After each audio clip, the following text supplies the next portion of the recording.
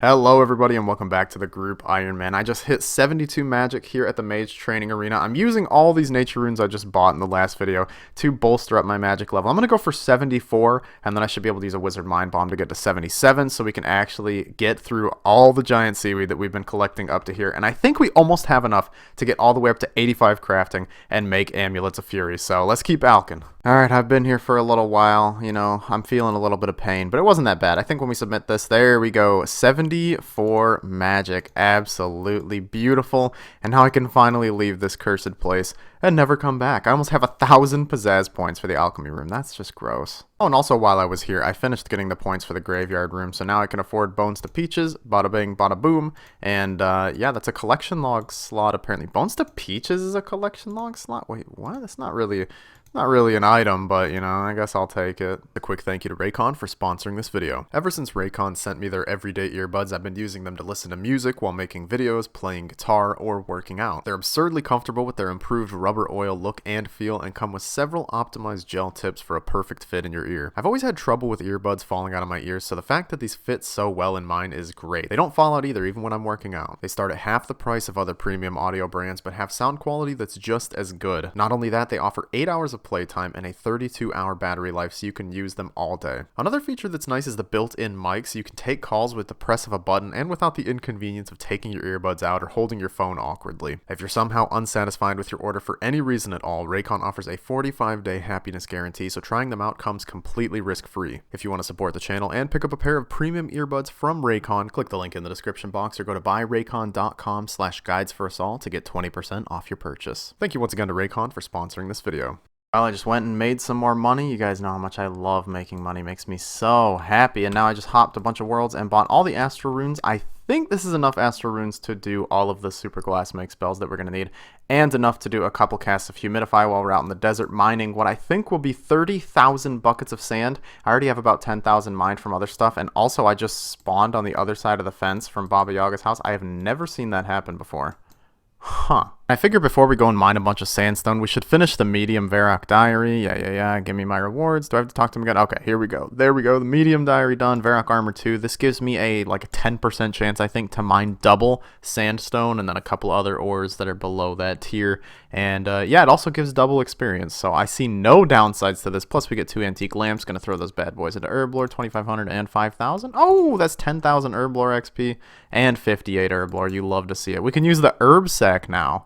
Wow. So I'm just going to show you guys how exactly I'm going to be doing this method. First off, you need to know that if you hold down control while you're walking and click, your character will run. This is very important for this method because I do not have like full graceful or staminas or anything to increase my run energy. So I'm going to be doing a walking/running method. So I start off with my run off. I get the herb tar, I 3-tick, do that rock, then I just go make my way down these 4 rocks here. And then once I get to the last one, I run up here, wait a tick, then use my herb tar. And I can continue the 3-tick cycle on all of these rocks. And it is really, really fast. You can tell by the XP per hour, getting over 42,000 even whilst, stopping to record this clip and crap like that. So I should be getting a very, very large amount of buckets of sand per hour. If I remember correctly, when I did this on the hardcore, I was getting like 5,000 per hour with Tickmanip. That's pretty nice. And mine that sandstone he did. For what seemed like an eternity, he fought through the desert heat to get the supplies he needed for crafting, cleverly pretending to grind up his herbs and then stopping at the last second to trick the rocks into surrendering their sweet nectar faster. At one point, to survive the heat, he even resorted to drinking his own— Hey, come on, man, there's no need— You know, I'll have you know, I check your YouTube channels every time you leave a mean comment, and yeah, that means I've seen your Minecraft Let's Plays from 2012. That means you're almost as cringe as me. So I think right now is as good a time as any to take a break from mining the sandstone. Check out how much we've got here. 21.3 thousand buckets of sand, and look at the XP rates, almost 53,000 XP per hour maintained for over 3 hours.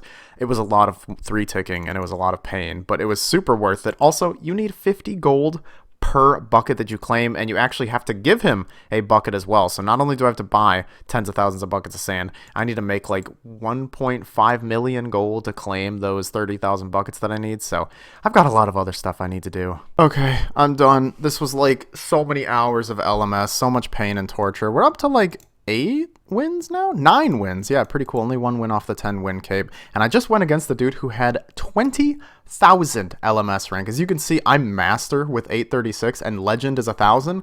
That dude had 20,000. So needless to say, he plays a little bit of LMS. So I'm going to spend all these points on rune arrows.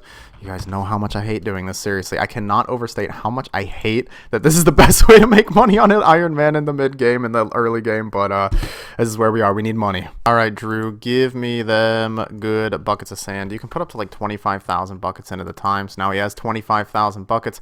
Why would I want so many buckets? Because I'm kind of a dirty freak, Drew. I don't know what to tell you. There's 21.4k buckets of sand, so I actually need to get my hands on about 5,000 more. So I'll sit here and just mine for a little while. It really won't take long to get 5,000 more, maybe like an hour or two. Okay, I think that should be enough. Let's claim. Does he have enough buckets? I'll just give me everything, bud, and that should be all of it. Yeah, he just has 1,000 buckets left over for later. So yeah, we have 26,000 buckets of sand now. And now comes the fun part, where I actually get to turn all the buckets of sand and giant seaweed into molten glass. We're going to get a ridiculous stack of that. I'll probably be blowing some in between just because I need some AFK time, because I've been full focusing, 3 ticking, doing all that garbage for like 2 days straight, and it's wearing on me. And the last bit of prep is complete. I needed to buy like 100 something wizard mind bombs, since these can boost my magic up by 3, so that I can actually use the super glass make spell. So this is going to be a lot of glass making, almost 30,000 buckets of sand. And where did I put that seaweed? So here's how I'm going to do it. I'm going to go on the bank, get out a wizard's mind bomb. We're going to cast super glass make. I do 3 seaweed and 18 buckets. And that gets you a little bit more. Wow, my the wizard mind bomb lasted for like 13 seconds. So here's the way I do this: 3 giant seaweed, 18 buckets of sand, get out the wizard's mind bomb whenever I need to reboost. And the way I do this fast is there is an option under menu entry swapper on RuneLight, so that when you shift click, it changes the amount you withdraw. So I just click giant seaweed 3 times, hold down shift, and I set that to withdraw X, so it pulls out 18 buckets of sand every time. And this gets you the most molten glass overall. It does mean you'll be spending some time picking molten glass up off the ground, but I think it's worth it.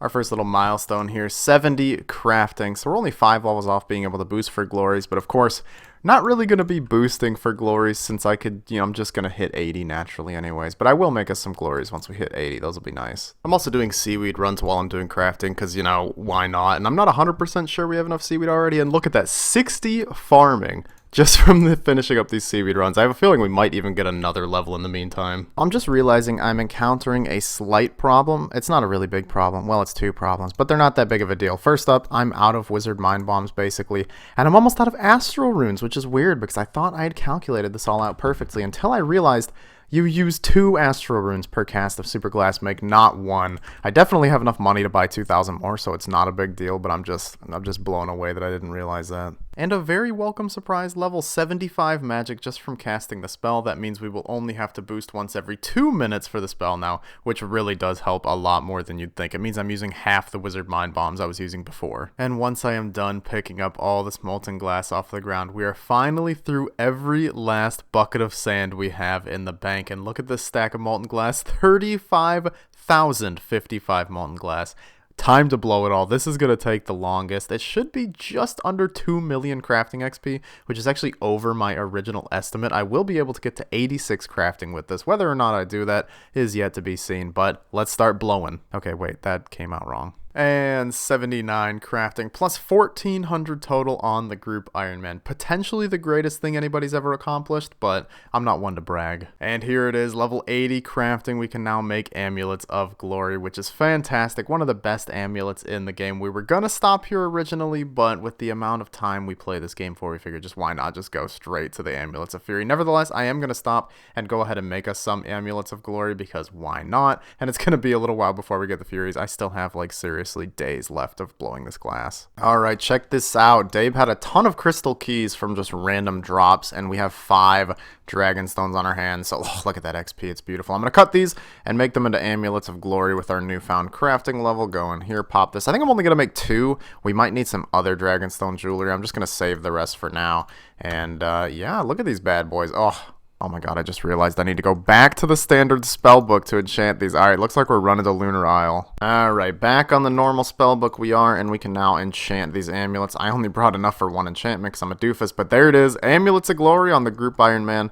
I know a lot of you guys are like, well, can't you just go ahead and do Hunter to get the Amulets of Glory from Implings? Yes, but then we wouldn't be able to get the Furies, and those are like way cooler. There it is, ladies and gentlemen, 85 crafting, meaning we can get some spicy stew, get a +5 boost, and make the Amulets of Fury, except I don't want to do rat catchers to get the guaranteed orange spices, so instead I'm just going to stand here and blow glass for God knows how many more hours until we get to 86, because there is a guaranteed +4 boost that we can get. It means no RNG, no waiting on our stupid cat to grow up, because I sold mine like 20 minutes ago. I don't want to talk about it. 86 crafting, woo, let's go make some pie. I can now just make the mushroom pie with the Solicet mushroom cap, which is like a 1 in 100, I think, from chopping these Solicet trees. I'm going to get like 2 or 3 of them, because we do plan on making Zenites in the future, and there's no way I'm just going to train straight up to 99 crafting. I'd lose my sanity, so we're gonna need a couple +4 boosts in the future, and so I'm gonna try and 3-tick this. I don't know if 3-ticking these works, you know, I've never tried it before, but maybe. So as far as I can tell, 3-ticking doesn't really work here, unless I was just getting insanely lucky with my chops. I don't think it works. Well, I chopped a couple hundred of those trees and only got 1, so I'll just go back later. I don't really feel like doing it now, and of course we come back to the all-powerful Lumbridge range, which has like a 100% chance to cook your pies, apparently.